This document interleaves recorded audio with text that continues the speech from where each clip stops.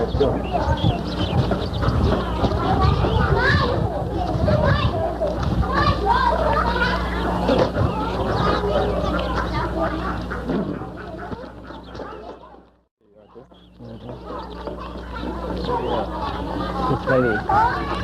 The well here seems to be the center of activity, and apparently it's where all the washing is done, and probably the bathing too.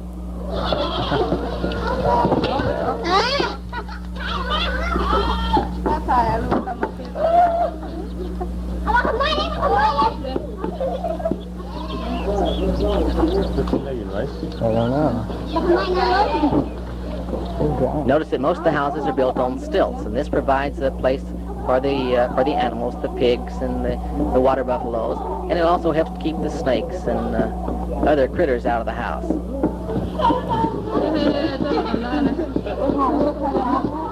And here is the Thai cradle, a very effective way to put the children to sleep. Everywhere that I went, I attracted a crowd with my movie camera. And the kids followed me everywhere that I went. Even the older men were interested in my camera. And I would set up and let them look through the viewfinder, and they were all delighted when they would see how the zoom lens works.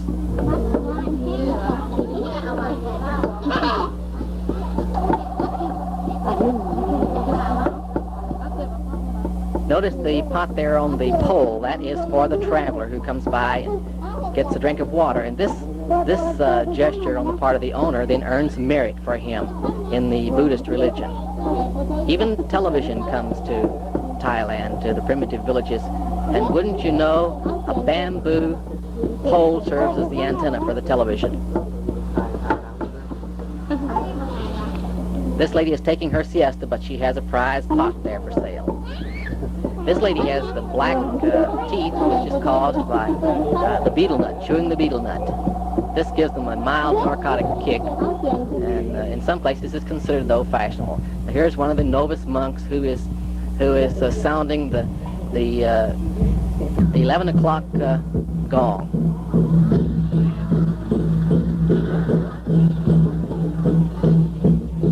On this particular day, they were having some sort of festival, and these guys were sort of hamming it up, while most everyone else was inside the temple.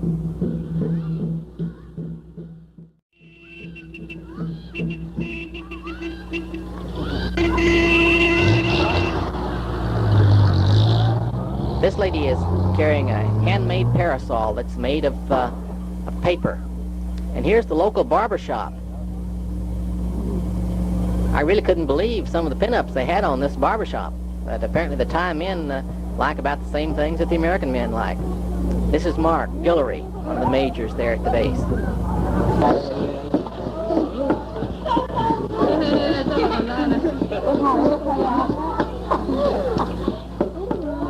Here we see the ever-present mixing bowl here, and they chop up the peppers and things obviously for another salad.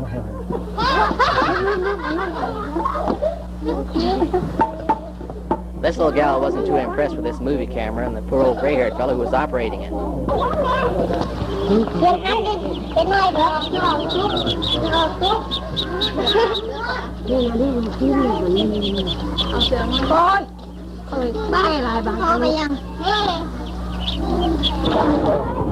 Thai people know how to enjoy life and how to relax.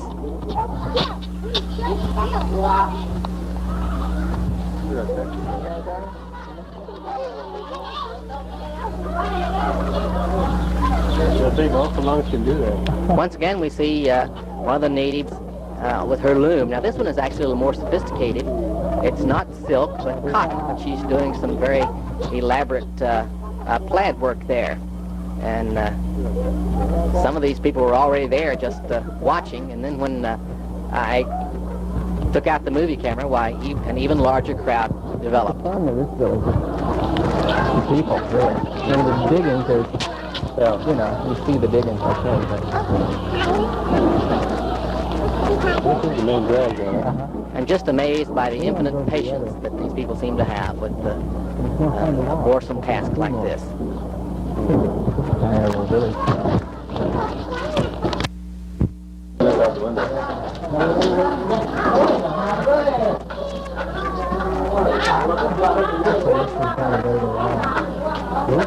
majestic.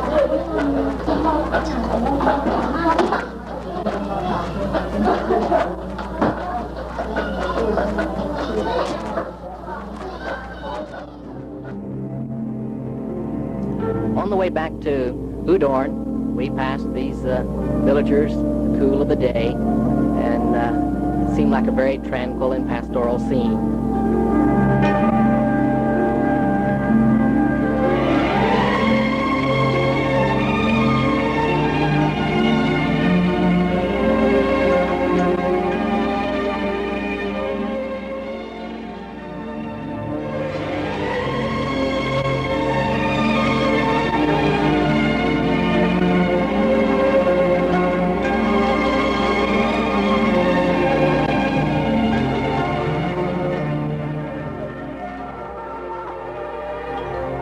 Thailand seems to be a mixture of the old and the new.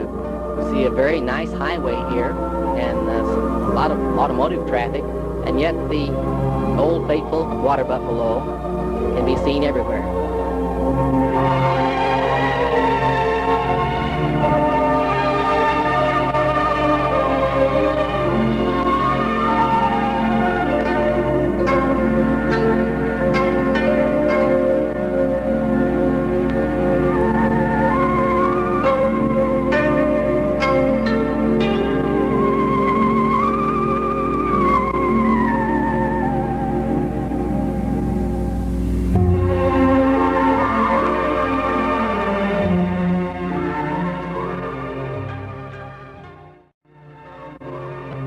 Now this was an interesting sight. This is something akin to a taxi in Thailand. It's a little Jeep type thing with seats in the back. And these people had been to some sort of wedding, and there must have been 50 or 60 of them. And they all tried to pile into this tiny little taxi. Well, the thing struggled and then just belched out a huge cloud of black smoke and died. And so they all got off and had to flag down some other means of transportation.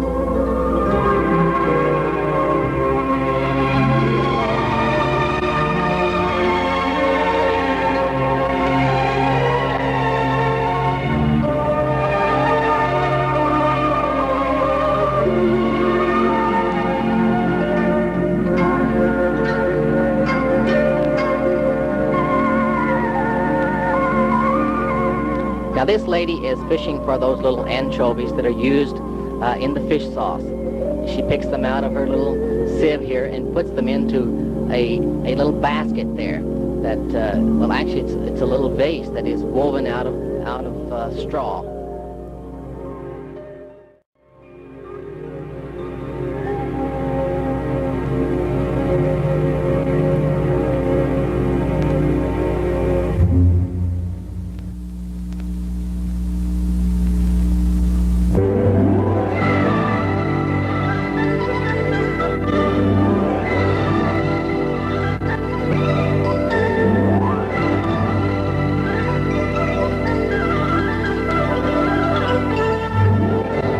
I was intrigued by the color patterns in this sunset, and apparently all these colors are caused by gases that have been emitted from the jet engines, but it produced some really unusual color patterns in the sky.